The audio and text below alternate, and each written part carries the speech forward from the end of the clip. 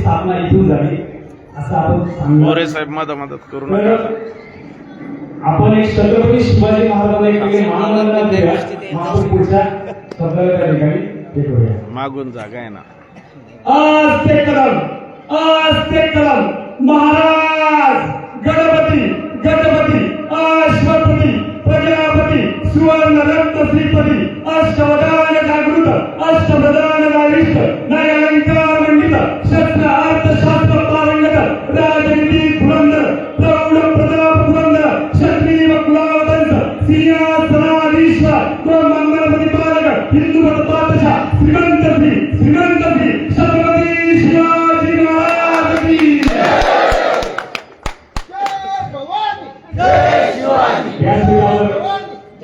व्यासपीठावर उपस्थित या मयकर विधानसभेचे लोकप्रिय आमदार ज्यांनी वयाच्या जवळजवळ नोकरी जवळजवळ मंत्रालयामध्ये जी लोकसेवा दिली त्यानंतर या कार्यामध्ये ते सहभागी झाले असे आपले लोकप्रिय आमदार.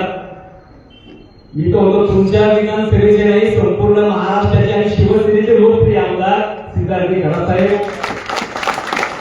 व्यासपीठावर उपस्थित आपल्या उपजिल्हा प्रमुख आशिषजी राठे, आमचे सहकारी मनोजी कपोते, आमचे शिवसेनेचे शहर प्रमुख आणि नगराध्यक्ष ईश्वरजी गावळे, आमचे युवासेनेचे आकाश जे भाऊ, तसेच उपस्थित सर्व सन्मान्य कोणाचं नाव राहिलं असं त्याबद्दल दिलगिरी व्यक्त करतो आणि उपस्थित सर्व मतदार बंधूंना बघितले. आज या प्रभागामध्ये किशोर भाऊ यांच्या प्रचारासाठी आणि तसेच प्रभाग क्रमांक 8 मध्ये नितीनजी तुपे आणि अश्विनीताई कडंगले यांच्या प्रचारासाठी आपण एक छोटीशी प्रचार सभा या ठिकाणी आयोजित केली आहे. खरंच आपण साधारण 1 तास चालत असताना मी तुमच्याकडे थोडंसं बारकाईने बघत होतो. तुम्ही चालत असताना ह्या नाल्या बघायचे, इकडे बघायचे, तिकडे बघायचे. माझ्या मनात आलं की साहेबांच्या वगैरे विषय असणार हे सगळं बदल हवं आहे. कारण त्या ठिकाणी त्यांच्या प्रत्येक बारीक लक्ष त्या ठिकाणी प्रभागामध्ये होतं.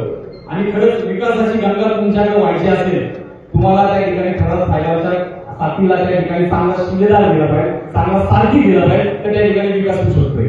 आज साहेबांनी साधारण कालच 23 तारखेला विधानसभेला 1 वर्ष पूर्ण झालं आणि त्या 1 वर्ष पूर्ण होतामध्ये इथं म्हणून एक महाराष्ट्रातील आमदार असतील की 150 कोटी या मतदारसंघामध्ये आणले आणि विकासाची गंगा व्हायची असेल त्या ठिकाणी आपल्याला किशोर भाऊला त्यांच्या साथीला आपल्याला द्यायला तर विकास होऊ शकतोय.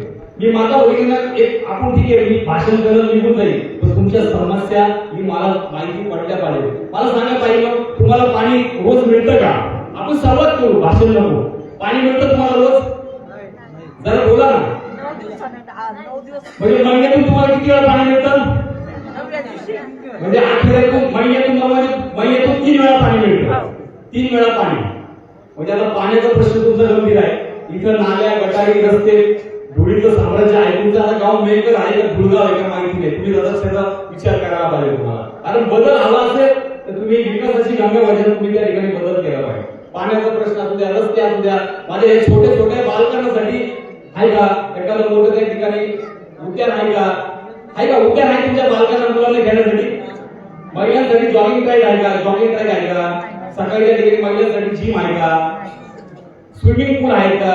मी तर असं कळलं की स्विमिंग पूल झाला पण ते स्विमिंग पूल मध्ये अजून पूल उडीच मारली आहे आणि पाणीच काय आलं नाही याच्यामध्ये. कारण सगळं त्या ठिकाणी त्यातून काय मुलीचा सगळा खाल्ला पूल रिकामा झाला.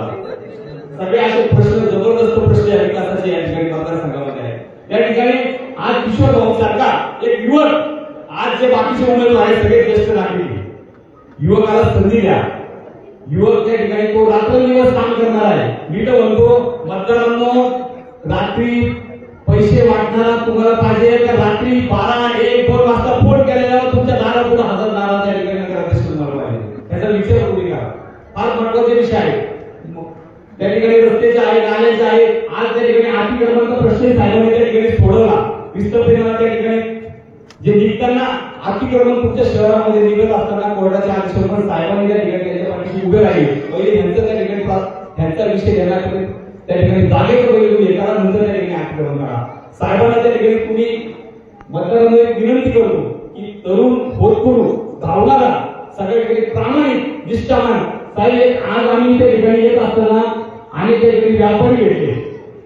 किशोर भाऊ तुम्ही मागे होते आणि साहेब त्या ठिकाणी बोलत असताना की साहेब खासदार साहेब आमदार साहेबांना त्या ठिकाणी लोक हात जोडून म्हटले की साहेब तुम्ही जो उमेदवार दिला ना योग्य उमेदवार दिला 100% विजयाची माळ ह्या उमेदवाराला मिळाली आहे असे लोक सांगत होते. कारण आम्ही पण निरीक्षण करत असतो ज्यावेळेस आमदार साहेब तुम्ही इकडे होते काही दुकानामध्ये आम्ही गेलो पण हे सगळं बाजूला काढून आम्ही म्हणतो काय परिस्थिती आहे वातावरण कसं आहे. जवळ जवळ साहेब त्या ठिकाणी आपले 20 ते 22 नगरसेवक जास्तीत जास्त नगरसेवक आणि नगराध्यक्ष त्या ठिकाणी आपला असणार आहे. फक्त तुमची साथ तुमचा आशीर्वाद पाहिजे. आता ज्या वेळेस भूलभुलैया त्या ठिकाणी या सरकारने ज्या महायुती सरकारने ज्यावेळेस 1 वर्षापूर्वी त्या ठिकाणी निवडणुकीमध्ये लाडक्या बहिणींना 2100 रुपये देतात. विधानसभेमध्ये एकमेव आमदार आहे की साहेबांनी त्यांना प्रश्न विचारला की लाडक्या बहिणीचे 2100 रुपयाचं काय झालं. आता 1500 रुपयावर पण त्या ठिकाणी त्यांचं आहे की आता विधानसभा निवडणुका झाल्या त्याचंही काही नाही करायचं. पण एकमेव आमदार आपले शिवसेनेचे एकमेव आमदार त्यांनी 2100चा प्रश्न निर्माण केला उपस्थित केला की तुम्ही बोलले होते विधानसभेच्या निवडणुकीत 2100चं काय झालं. अंगणवाडी सेविकेचा प्रश्न संदर्भात साहेबांनी त्या ठिकाणी केलं. किशोर भाऊ काय त्याच्या साथीला असतात विधानसभेला जवळजवळ 15 दिवस या ठिकाणी होतो.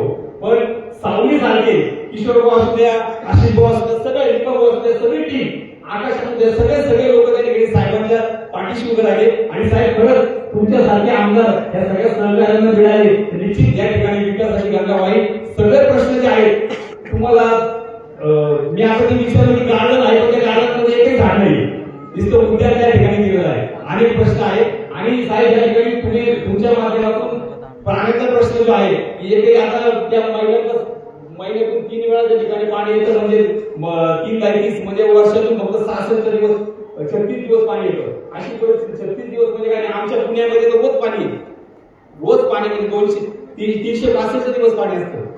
त्यामुळे विकासाची गंगावायची असेल तर त्या ठिकाणी आमदारांच्या सोबतीला त्या ठिकाणी त्यांचा एक सहकार्य द्या साथी द्या आणि त्या माध्यमातून निश्चित त्या ठिकाणी महिलांच्या रोजगारासंदर्भात त्या ठिकाणी एक विजन त्या ठिकाणी निर्माण केला आहे. महिलांना रोजगार दिला पाहिजे नाहीतर महिलांना काय एक दुसऱ्याच्या शेतामध्ये काम करायला लागतं त्या ग्रामीण भागामध्ये. तर आपल्या आमदार साहेबांच्या माध्यमातून त्या ठिकाणी तरुणांसाठी त्यांनी त्या ठिकाणी आमदार झाल्यानंतर रोजगार मिळाले त्या ठिकाणी घेतले तर की जागेवर नोकरी अशा प्रकारे हे दिलं. त्यामुळे आपण विद्यार्थ्यांसाठी तरुणांसाठी महिलांच्या सुरक्षेसाठी त्या ठिकाणी तुम्ही अशोक भाऊ घराळे व आमच्या सर्व शिवसेना उद्धव बाळासाहेब ठाकरेच्या मशालीच्या उमेदवारांना त्या ठिकाणी विजयी करा ही आपल्या सर्वांनी विनंती करतो. आपली निशाणी काय आवाज नाही आला. आपली निशाणी काय या आजीची निशाणी काय या काकाची निशाणी काय आवाज नाही आला.